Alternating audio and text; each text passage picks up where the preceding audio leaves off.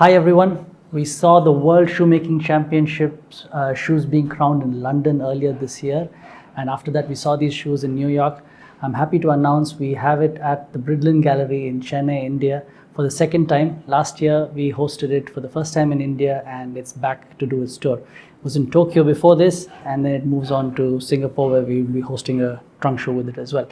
So it's no surprise this year that we have the Asians dominating it yet again. And in first place, we have Ken Hishinuma. Ken Hishinuma's shoe, and for those of you who aren't aware, this year's competition was around what's called the full saddle loafer. It was a loafer for the first time to be made in tan calf leather as a specification. Now he's got all the boxes ticked. We've seen some of these specifications with multiple heel stacks, a horseshoe. Even though it might look like something we've seen in the past, every year the competition takes it another step more difficult to execute.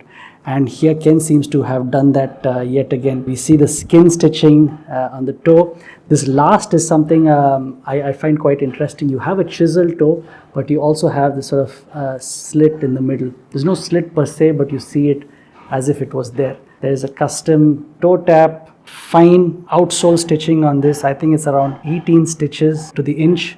And here on the waist, this is something I haven't seen before. You have you could call it an invisible waist. There is no real waist here, but he's done a skin stitch here and a shank running right in the middle. So that's Ken's shoe on first place. And on second place, we have Hiroshi Takagi. Hiroshi Takagi is actually not new to the competition.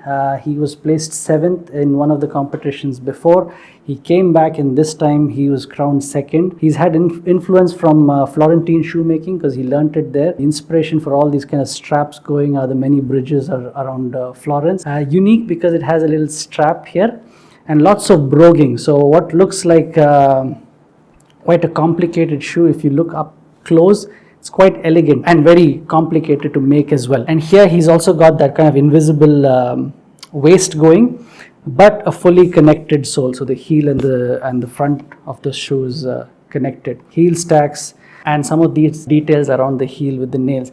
I'll speak a little bit about how we've taken inspiration from some of these shoes to create what we call the Founders 25. And finally, we have Arya Badia, who's from China and also from a Florentine shoemaker. And to show that off, they have this little detail in the heel. There's a little drawer that shows an Italian stamp.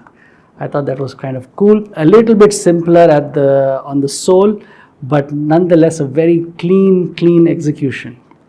And you see a top line that has a dimple, an extra piece there, a little white folding piece.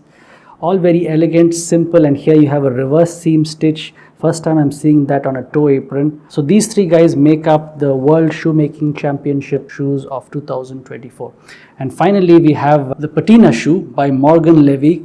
She's a French woman who did a great job. I saw how these shoes were made in London. It took a lot of time for her to work, and she really deserves first place, and that's made on a Bridlen pair of shoes. You might be aware of our Founders 25 shoes, where we've been seeing these shoes for the last 3-4 years across the world, first when in London where it gets crowned. While all of these shoes are handmade, we wanted to see how much of that we can bring back into the factory. And some of you will be aware the Founders 25 is where I kind of play around with shoemaking techniques that we see around the world, some that might have also gone out of style, but also out of craft because there's no one around to do that anymore. And we're trying to kind of reverse engineer and learn how it would have been done and bring it back into the factory, as it were. Some of the things that inspired us in the previous editions was the nailing pattern.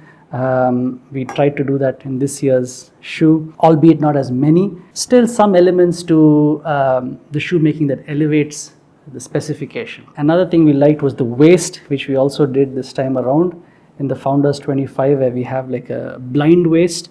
We're experimenting with two techniques, one where it's done with wooden pegging, another one where it's a blind waist, so the stitches go all the way back, but you can't quite see it, and we have a much more pronounced fudge wheeling to the shoe. What it does is it gives a more pronounced effect to the outside of the shoe as well as the inside, really, and the shoe looks a lot more sharper.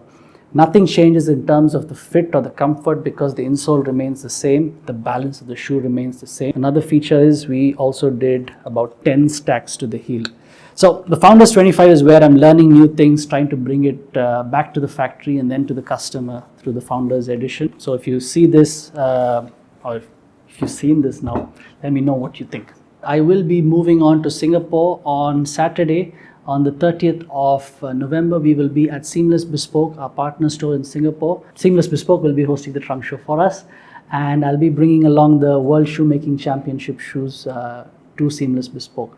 So if you're around in Singapore or passing by, drop in, give us a call. Be happy to show you these shoes.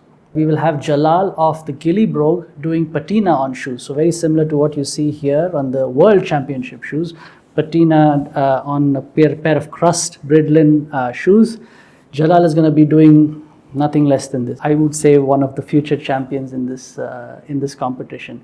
So if you want to get a pair patinaed by him, come by before he starts to really up his price. Come and see him in Singapore. See you soon.